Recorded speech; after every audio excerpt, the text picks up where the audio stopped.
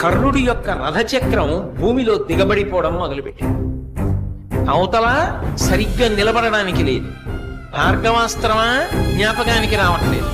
అర్జునుడా బాణ పరంపర కురిపించేస్తున్నాడు. రథమా కదలదు. ధనస్సా విరిచేశాడు. అయినా ఇంకొక ధనస్సుని బాణాన్ని తీసుకుని యుద్ధం చేశాడు. ఎంత గొప్ప యుద్ధం చేశాడంటే గాంధీవం యొక్క అల్లెతాడు కట్టే ముడి విడిపోయేటట్టుగా కొట్టాడు. మళ్ళీ ముడిని సరి చేసుకుని అర్జునుడు యుద్ధం చేశాడు. అర్జున, నువ్వు రథం మీద ఉన్నావు, నేను భూమి మీద ఉన్నాను. నా రథచక్రం కుంగిపోయింది. నేను ఇప్పుడు బాణములు వెయ్యలేని స్థితిలో ఉన్నాను. అయినా నువ్వు ఆపకుండా బాణప్రయోగం చేస్తున్నావు. కొంతసేపు బాణప్రయోగం ఆపు. నీకో గోవిందుడికో భయపడి నేను ఈ మాట చెప్పట్లేదు, ధర్మం చెప్పాలి కాబట్టి చెప్తున్నాను అంటే కృష్ణ పరమాత్మ అన్నాడు, అబ్బా ఇప్పుడు ధర్మం జ్ఞాపకానికి వచ్చిందా?